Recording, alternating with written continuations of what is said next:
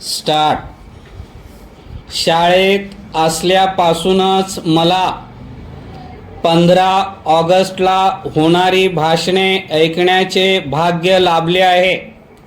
पण पंतप्रधान नरेंद्र मोदींनी गेल्या शुक्रवारी केलेले भाषण अभूतपूर्व होते. आपल्या भाषणातून त्यांनी अर्जुनाचे अभेद ब्रह्मास्त्र सोडले. विकसित भारताच्या दिशेने वेगाने वाटचाल करणे हा त्यामागचा उद्देश होता. जागतिक अर्थव्यवस्था प्रचंड अस्थिरतेचा सामना करत असतानाही भारत सर्वात वेगाने वाढणारी मोठी अर्थव्यवस्था म्हणून पुढे येत आहे.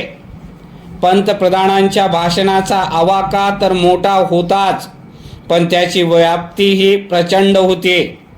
140 कोटी देशवासियांचे भवितव्य बदलण्याची क्षमता असलेल्या नव्या पिढीच्या सुधारणांविषयी एवढा सुस्पष्ट दृष्टिकोन यापूर्वी देशाने कधीही अनुभवला नव्हता. परिच्छेद.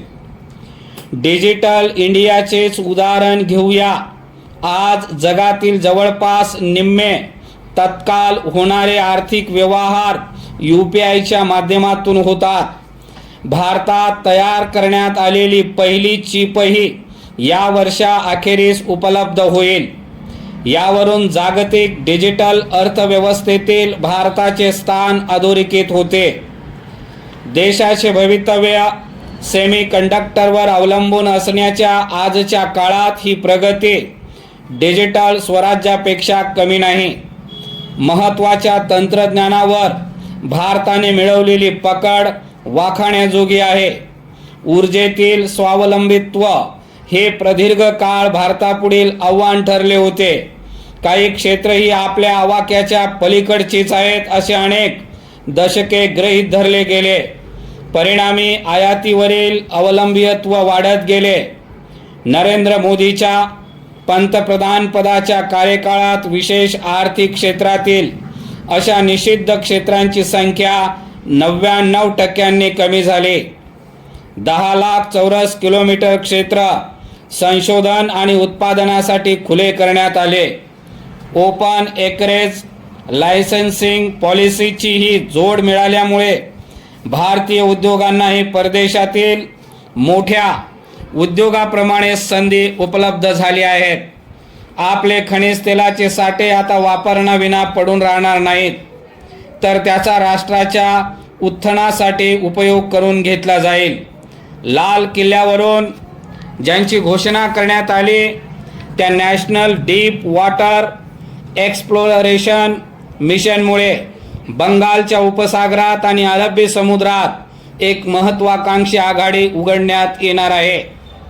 सुमारे 40 तेल विहिरी खोदून 600 ते 1200 दशलक्ष मेट्रिक टन तेल आणि नैसर्गिक वायूचे साठे उपलब्ध करणे हे त्यामागचे उद्दिष्ट आहे. यातून भारत बंगालच्या उपसागरातून अरबी समुद्रापर्यंतच्या सागरी सीमावरील खनिज तेलाचे साठे नियोजनबद्ध पद्धतीने उपयोगात आणेल. परिच्छेद.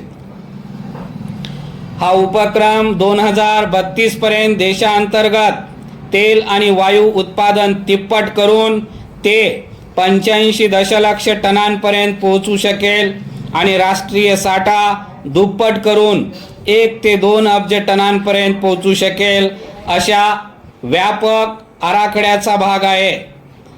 प्लग अँड प्ले स्वरूपात किनाऱ्यावर सामायिक पायाभूत सुविधा विकसित करून दिल्या जातील, जेणेकरून अतिरिक्त 100 ते 250 अब्ज घनमीटर गॅस उपलब्ध होईल.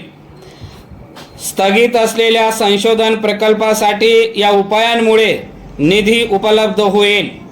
शिवाय संशोधन आणि उत्पादनात आत्मनिर्भरतेला गती मिळण्याबरोबरच स्थानिक पुरवठा साखळीचा वाटा 25 ते 30% 70% पोहोचेल. परिच्छेद.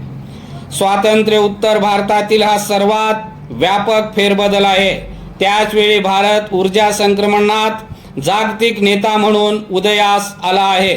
भारताने 2030 पर्यंत 50% स्वच्छ ऊर्जाचे उद्दिष्ट गाठण्याचे लक्ष्य ठेवले होते.